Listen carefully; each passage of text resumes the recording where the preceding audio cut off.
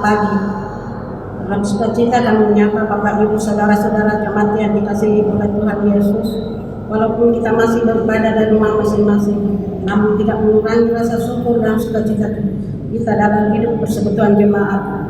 Dia berkenan mengutus hambanya Pendeta Saratan PSTH sebagai pelayan firman di tengah persekutuan kita saat ini. Untuk memulai ibadah kita, disilahkan jemaat untuk berdiri dan kita menyambut dan dari PPJ 13 ayat 1 dan 3 kita masuk rumahnya.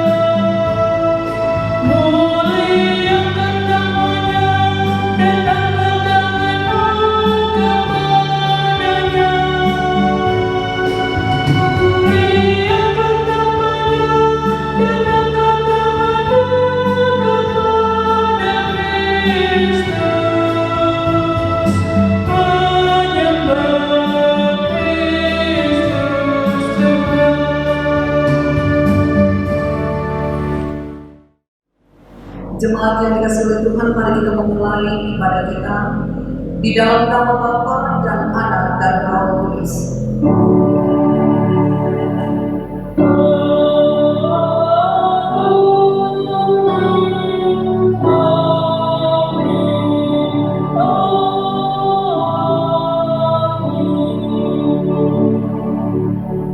Kasih karunia dan damai sejahtera dari Allah Bapa kita dan dari Tuhan Yesus menyertai saudara-saudara sekalian dan menyertai juga. Amin. Silakan berdiri kembali. Saudara-saudara, Tuhan telah melawat dan menyertai kita di dalam damai sejahtera, merangkul kita di dalam kehendak dan kasih-Nya, dan memanggil kita untuk menyembah Dia sebagaimana firman-Nya di dalam Mazmur 95 ayat 6 sampai 7 yang berbunyi demikian. Masuklah, marilah kita sujud menyembah berlutut di hadapan Tuhan yang menjadikan kita, sebab Dialah Allah kita dan kitalah umat gembalaannya dan kawanan domba tuntunan tangannya. Mari kita mengangkat pujian bagi kemuliaan Tuhan dengan menyanyikan MKB 1 bait 1 dan 2 Hai Kristen menyanyikan. Hallelujah,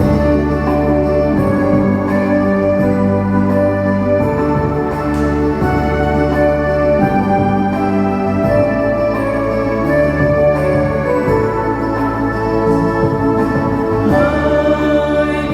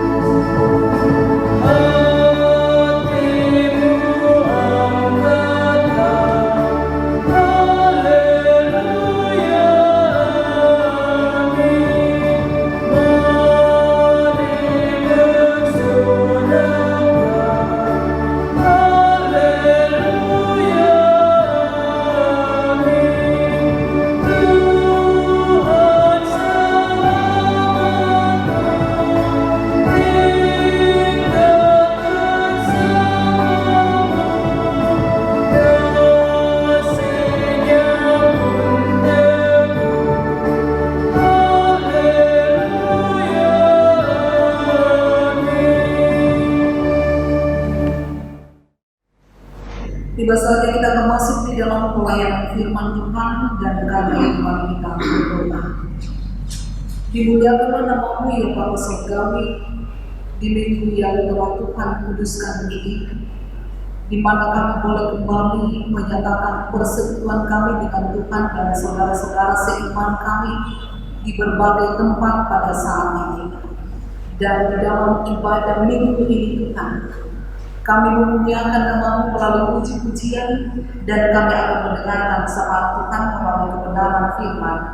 Suci kuduskan hati dan pikiran kami, beri hikmat untuk memahami kehendak-Mu agar kami bisa hidup di dalamnya. Jauhkan kami dari berbagai pikiran yang sia-sia, dan bersandarlah kepada kami Tuhan, karena kami siap mendengar. Di dalam nama Tuhan Yesus Kristus kami datang berdoa. Amin. Bapak Ibu, saudara-saudara jemaat yang dikasihi oleh Tuhan, bacaan seragam untuk gereja Raja Masa pada hari ini telah diterangkan dari Roma pasalnya yang ke-13, ayatnya yang ke-8 sampai ayatnya yang ke-14, yang oleh Lembaga Alkitab Indonesia diberi judul Kasih adalah Kegenapan Hukum Taurat.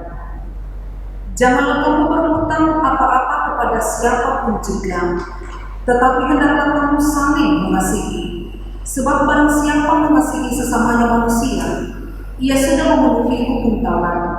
Karena firman, jangan berzina, jangan membunuh, jangan mencuri, jangan mengingini, dan firman lain manapun juga sudah tersimpul dalam firman ini, yaitu kasihilah sesama manusia seperti dirimu sendiri. Kasih tidak berbuat jahat terhadap sesama manusia, karena itu kasih adalah kegenapan hukum Taurat. Hal ini harus kamu lakukan, karena kamu mengetahui keadaan waktu sekarang, yaitu bahwa saatnya telah tiba bagi kamu untuk bangun dari tidur. Sebab sekarang keselamatan sudah lebih dekat bagi kita daripada waktu kita mencari percaya. Hari sudah jauh malam, telah hampir siang. Sebab itu marilah kita menanggalkan perbuatan-perbuatan kegelapan dan mengenakan perlengkapan senjata terang. Marilah kita hidup dengan sopan seperti pada siang hari. Jangan dalam pesta pora dan kemabukan. Jangan dalam percabulan dan hawa nafsu. Jangan dalam perselisihan dan iri hati. Tetapi kenallah Tuhan Yesus Kristus sebagai perlengkapan senjata terang, dan janganlah merawat tubuhmu untuk memuaskan keinginannya. Amin. Demikianlah pembacaan firman Tuhan.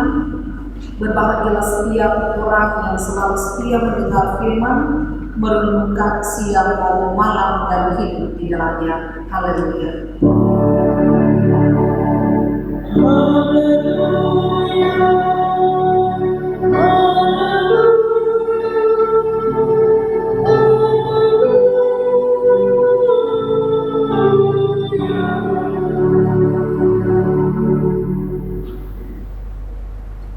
Bapak Ibu saudara-saudara yang dikasihi oleh Tuhan Yesus Kristus,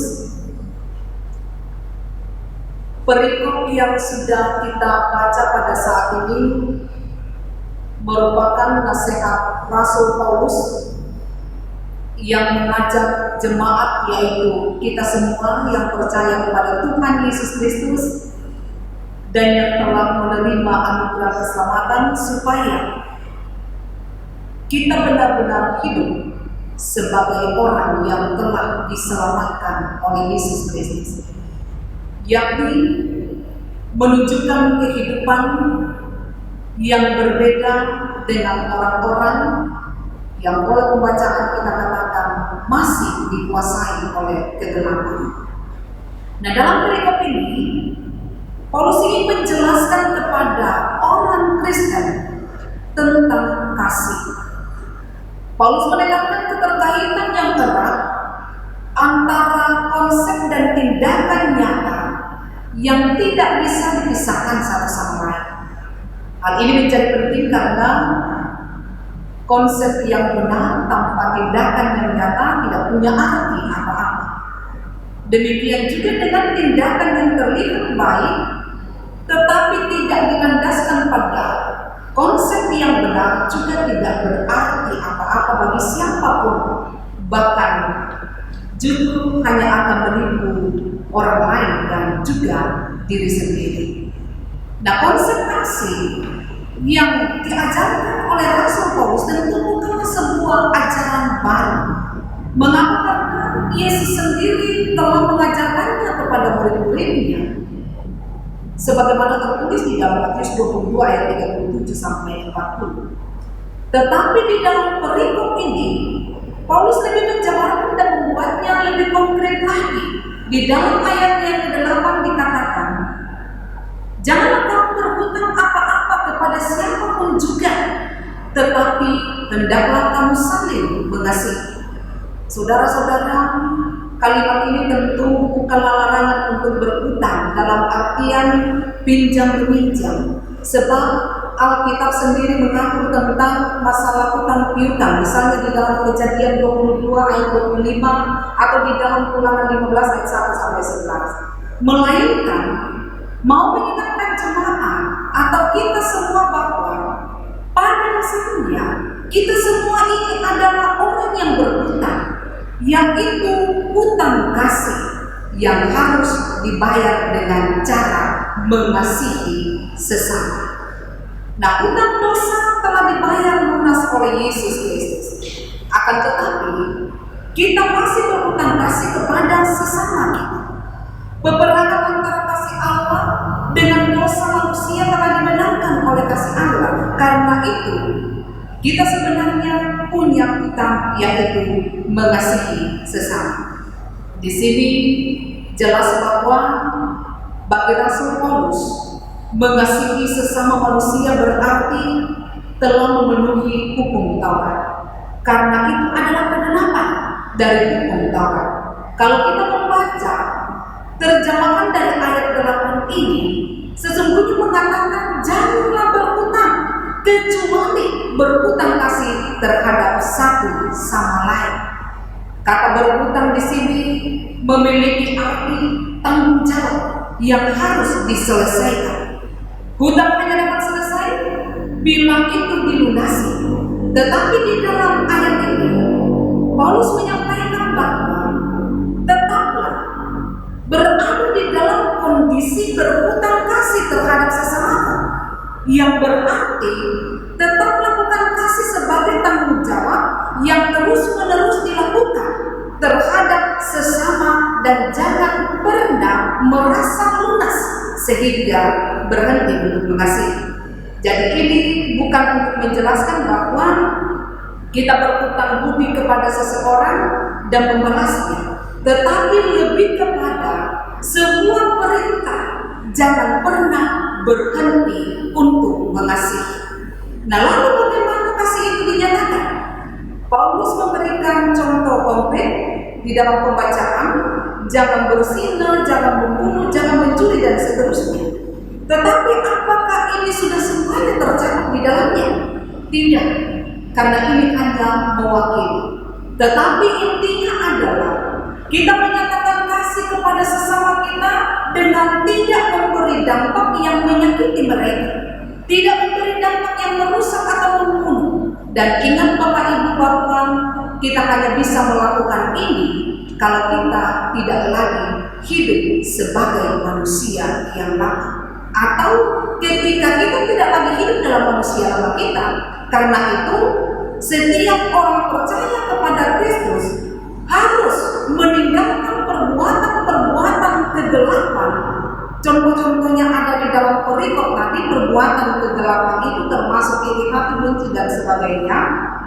Semuanya itu harus ditinggalkan dan mengenakan perlengkapan senjata terang, yaitu Yesus Kristus sendiri di dalam ayat 14. Jadi Paulus mengajak jemaat agar bukan hanya membicarakan soal kasih, tetapi yang paling penting adalah segera melakukannya. Nah, saudara-saudara, kita yang percaya kepada Kristus harus memandang masalah kasih mengasihi ini adalah kegenapan dari hukum Taurat. Itu berarti mengasihi sesama adalah tanggung jawab iman kita. Kita tidak boleh terbawa pemahaman bahwa hukum Taurat itu tidak berlaku lagi, dalam artian tidak ada faedahnya bagi kita. Yesus sendiri dalam Matius 5 ayat 17, jangan kamu menyangka bahwa aku datang untuk meniadakan hukum Taurat atau kitab para nabi. Aku datang bukan untuk meniadakannya, melainkan untuk menggenapinya. Kisah-kisah Injil yang menampilkan pertentangan Yesus dengan para ahli Taurat seringkali membuat orang Kristen menyepelekan dan salah paham tentang hukum Taurat. Padahal hukum Taurat itu sendiri berarti ajaran atau petunjuk untuk hidup dengan benar di hadapan Tuhan dan juga di hadapan sesama. Memang benar Bapak, kita yang percaya kepada Yesus Kristus bukan lagi orang-orang yang berada di bawah hukum Taurat, melainkan berada di bawah kasih karunia Tuhan. Kalau kita baca di dalam Roma 6 ayat 14. Namun itu tidak berarti bahwa hukum Taurat itu tidak punya faedahnya lagi bagi kita. Sebab hukum Taurat itu dan firman manapun juga telah tersimpul di dalam firman ini, kasihilah sesama manusia seperti dirimu sendiri. Itu berarti pada saat kita mengasihi sesama kita, maka pada saat yang sama pula kita sedang memenuhi hukum Taurat. Jadi yang mau diubah di dalam sikap kita adalah melakukan hukum Taurat bukan karena kita takut akan hukuman atau untuk mendapatkan keselamatan, melainkan sebagai tanggung jawab iman kita sebagai orang-orang yang hidup di dalam keselamatan oleh karena Yesus Kristus. Melakukan kasih bukan supaya kita diselamatkan, tetapi karena kita telah diselamatkan oleh Yesus Kristus. Dan karena itu kasih adalah sikap dasar yang seharusnya tertanam di dalam kehidupan pribadi lepas pribadi dan orang yang telah diselamatkan itu. Mengasihi sesama adalah bukti bahwa kita bukan hanya memahami kasih, tetapi benar-benar melakukannya, hidup di dalam kasih. Sehingga tidak ada di antara orang percaya yang akan menunda untuk melakukan sesuatu yang baik bagi orang lain, tidak menunda untuk melakukan sebuah tindakan yang baik terhadap orang lain. Kalau kita baca di dalam Amsal 3 ayatnya yang ke-27, di situ dikatakan, jangan menahan kebaikan daripada orang-orang yang berhak menerimanya, padahal engkau mampu melakukannya. Itulah wujud dari kasih yang sesungguhnya. Sebab kasih itu merupakan buah, merupakan tanggapan, merupakan respon kita terhadap keselamatan yang telah kita terima karena pengorbanan Yesus Kristus. Saudara-saudara jemaat yang dikasihi oleh Tuhan, mari kita melihat dan mari kita mengakui pengasihan Allah yang luar biasa di dalam diri dan kehidupan kita, dan dengan tekad kita hidup di dalam kasih yang nyata terhadap sesama sebagaimana Tuhan telah mengasihi kita. Terpujilah Yesus Kristus untuk selama-lamanya. Amin. Bapak Ibu, saudara-saudara yang dikasihi oleh Tuhan, untuk sejenak kita masuk di dalam saat teduh, kita renungkan secara pribadi firman yang telah kita dengarkan. Saat teduh kita mulai. Amin. Untuk saat teduh kita, bersama-sama kita akan meresponi firman Tuhan, sekaligus kita akan datangkan ungkapan syukur kita melalui persembahan, dan akan diiringi oleh pujian pelengkap di jemaat 277 bait 1 sampai bait yang ketiga, sekalipun diriku dapat berkata-kata.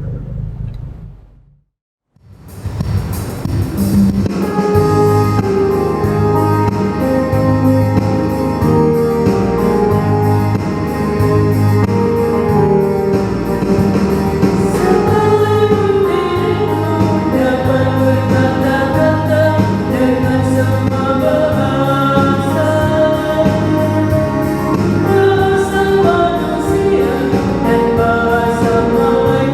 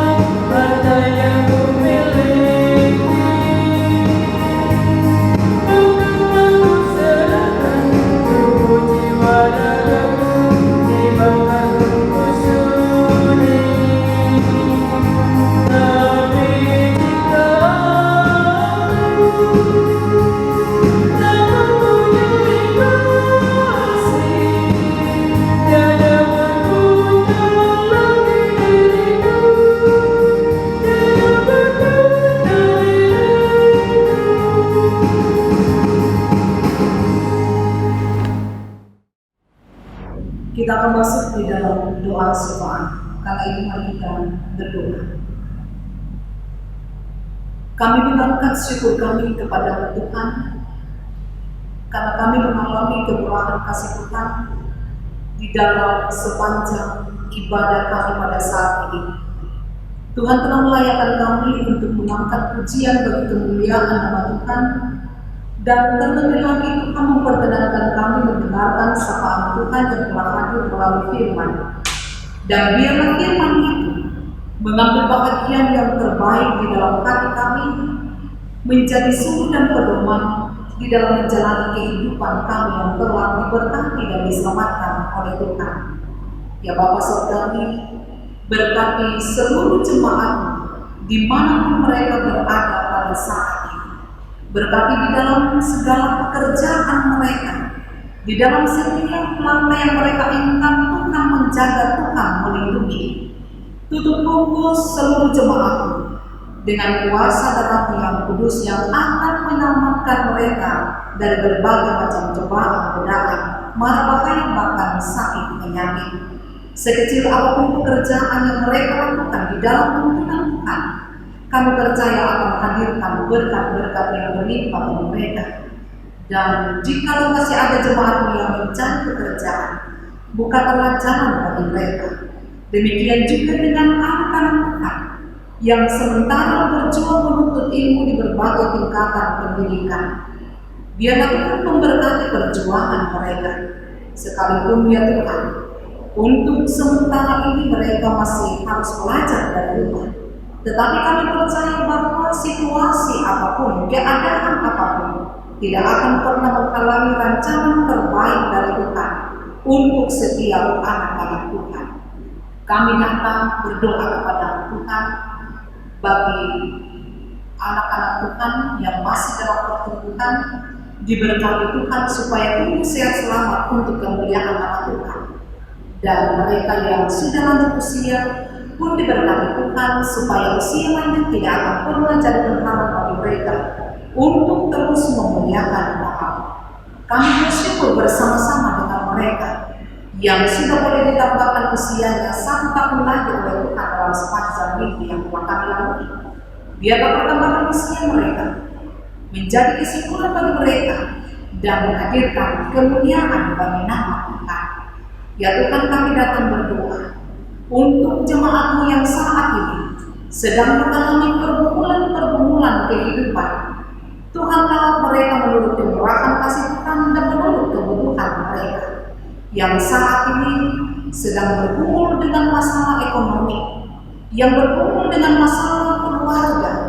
Tuhan, nyatakan kuasa-Mu bagi mereka, pulihkan keadaan mereka Tuhan.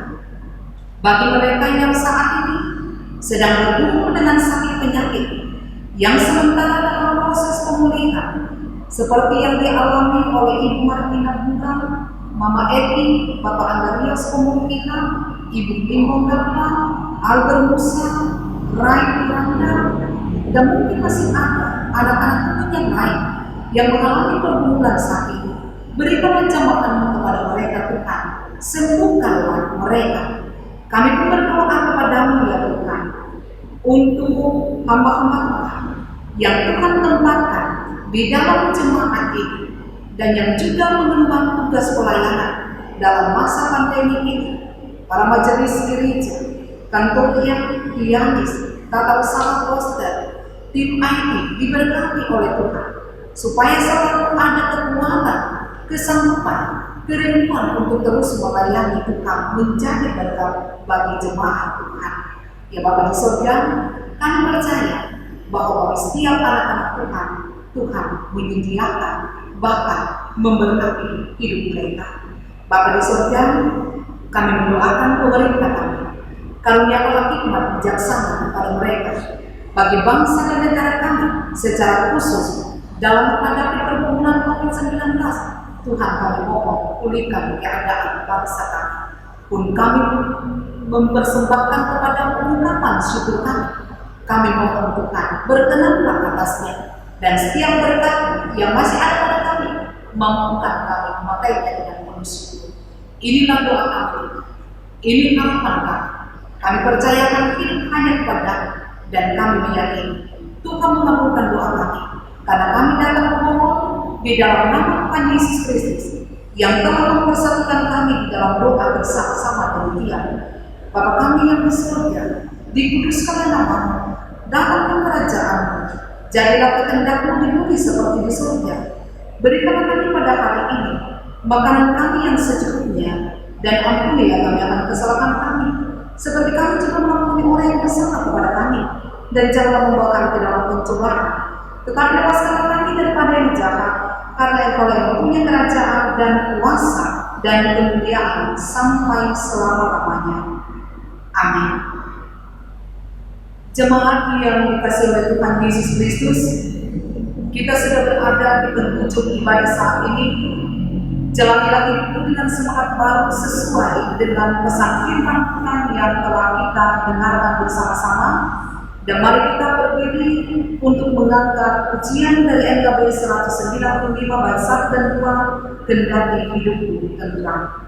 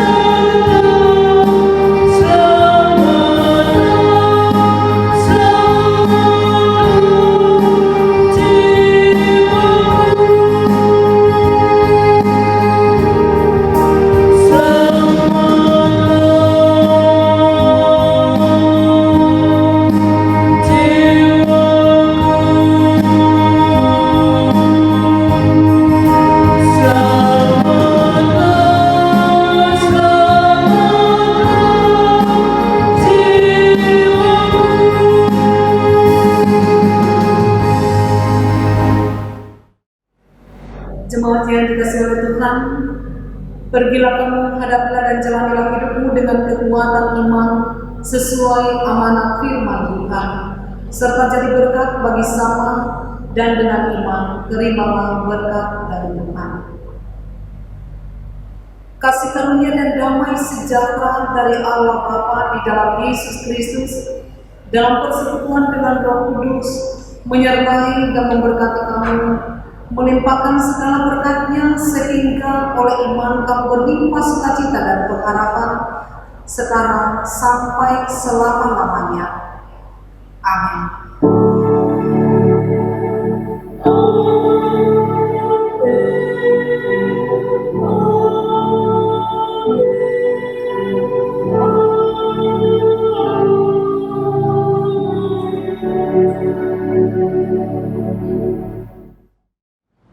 Jemaat yang diberkati Tuhan, sebagai yang penutup PKJ 249 ayat 1-3, ya Tuhan kuatkan imanku.